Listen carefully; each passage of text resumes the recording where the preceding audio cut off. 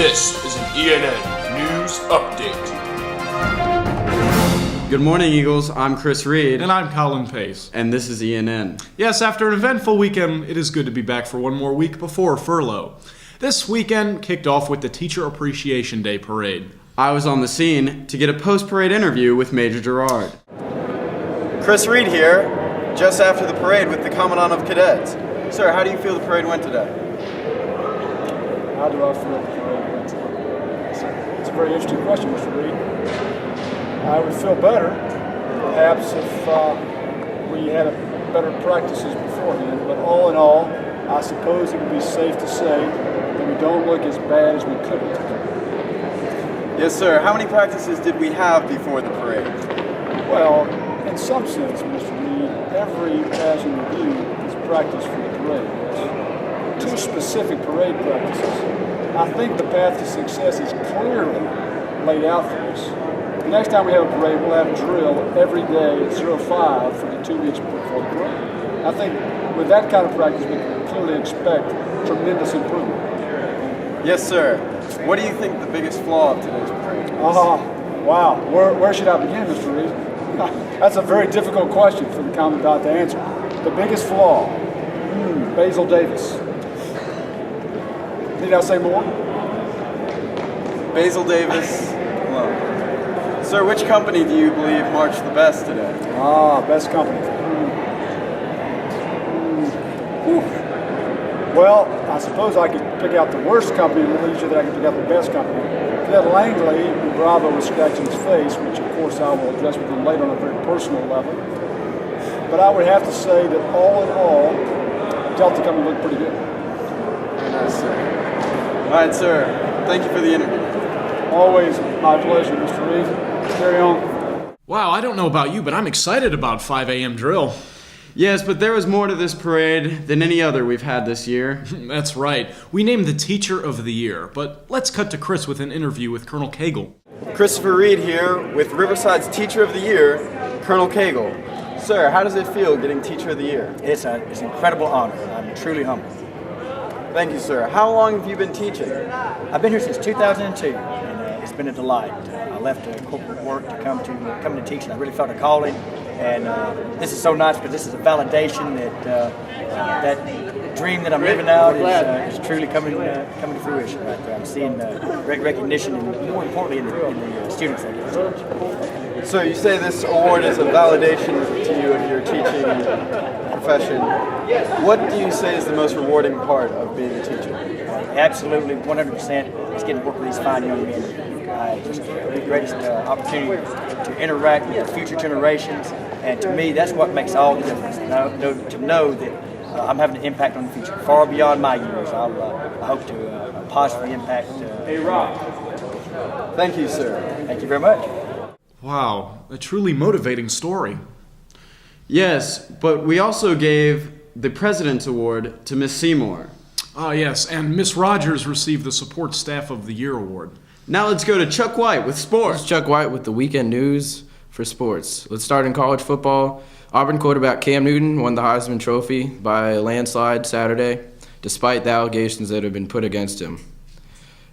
Basketball for Riverside was a good weekend. JV and varsity each got wins Friday and Saturday. Here's Fraser with JV coach Smiley for an interview. Fraser reporting after the JV basketball game against Tallulah Falls.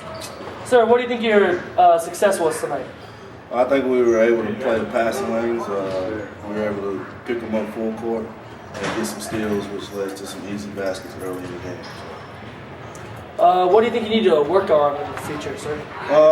We still need to work on our defense.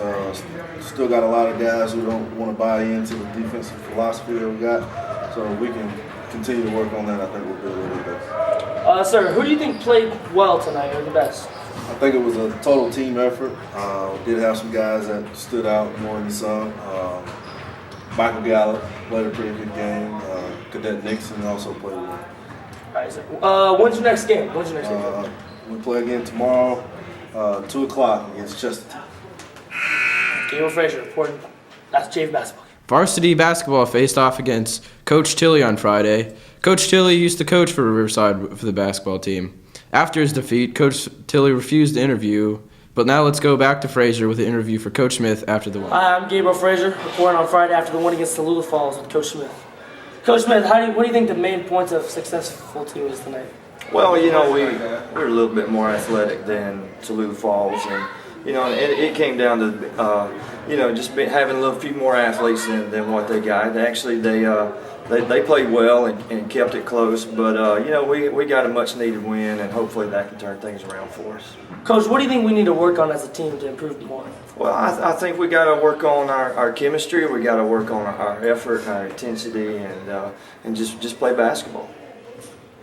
All right, Coach. Out of the team players tonight, who do you think did the best?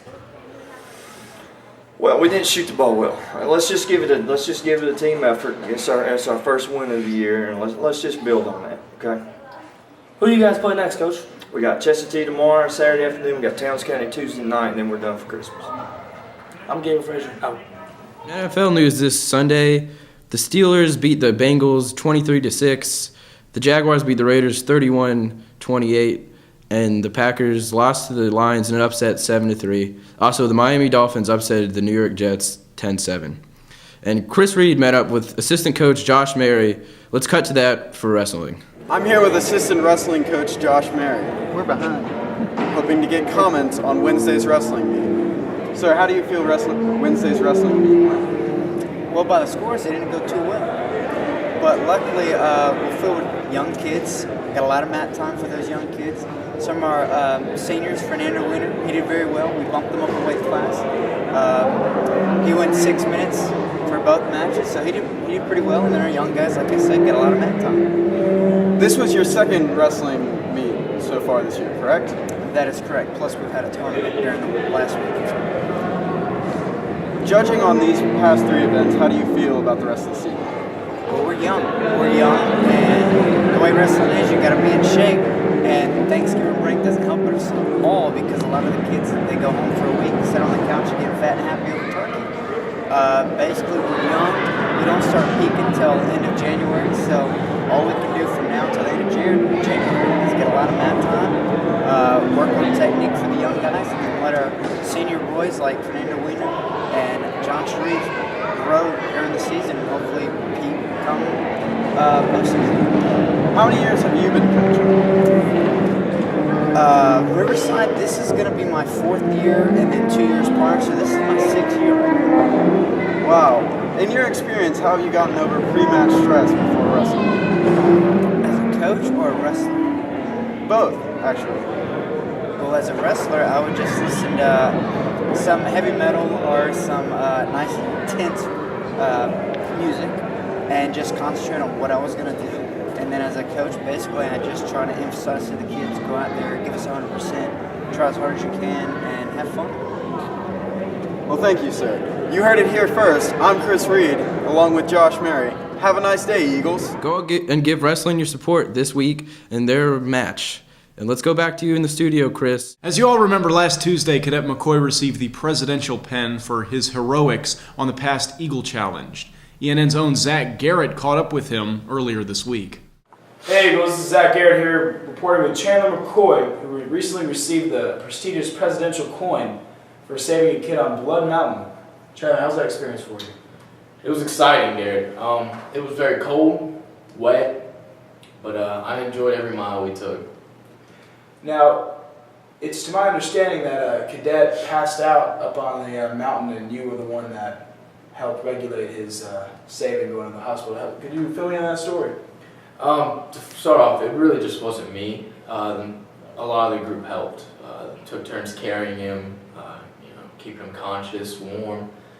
And even Nelson went ahead of the trail to make sure everything was out of the way, so that's where it would be a lot easier to step on the trail because there's a bunch of rocks everywhere. But I was keeping up the back with Sergeant Mirren, and he just gave up and I guess went to a hypothermic state. That's what we believe. And passed out, went unconscious. So I ran up to the rest of the group with a pack and told Major Gerard what had happened. And he ran back down, and by the time I was rested up again and ready to go, Major Gerard yelled for Sergeant Marin and myself, and we ran back down to meet him, and the rest of the group followed. And we all tried to keep him warm. We were rubbing his belly, chest, taking off the wet clothes, and putting on warm ones. We had a space blanket while Major Gerard was trying to make a fire, and nothing would work. It was wet and cold. So by then we decided to put him on the stretcher and take the trip down while Major Gerard went to the top and called 911 for the ambulance to come. And it was a tough trip. And after a couple miles, Major Gerard caught up with the rest of the group, and him and I ran ahead and went to the split in the road where there were some cabins. And Major Gerard ran up to one of the cabins, and I waited behind for the rest of the group to come. And I heard him yell for us. So once the group came, we just took him straight to the cabins, and the ambulance was there waiting for us. These cabins, there are civilian people living in there? Mm-hmm. Yes. They were, okay, so there's civilian people. So the ambulance that came, did you ride in the ambulance with them? No, I didn't. I carried on with the rest of the group as we walked a couple more miles to a little shelter on the edge of a lake, and made a fire and tried to get warm and as dry as we could and wait for the bus to come. Now, this was Cadet McIver that passed out up there. That's correct. He did, in fact, the ambulance did take him to the hospital. Were you able to, how fast did you get the results on his? He was back in the company by the time we got done eating, and everything is okay with him now. He was a little dehydrated, really cold still. Now, the president was very impressed with your performance on Blood Mountain, which is the reason for him presenting you with the prestigious presidential coin. Do you have that with you? Yes, I do. I felt greatly honored to receive this coin. It has a Marine Corps insignia on the front, and it says presented by the President for Excellence. And on the other side, it has the Riverside crest and Mensana and Corporate Sana. Well, I'm sure you're definitely very deserving of that coin for your performance. You never leave a man behind up in the mountain, and your performance is greatly appreciated by the Corps. We appreciate you. No problem, Garrett. Have a great day. That story just shows that you can make the best out of any situation. On Friday, Miss James's honors government class traveled to the Capitol and competed in the We the People competition. Though they had to showcase rather than compete, it was still an enriching experience. Well, that will do it for us here at the studio, but happy holidays. And as always, I'm Chris Reed. You stay classy, cadets.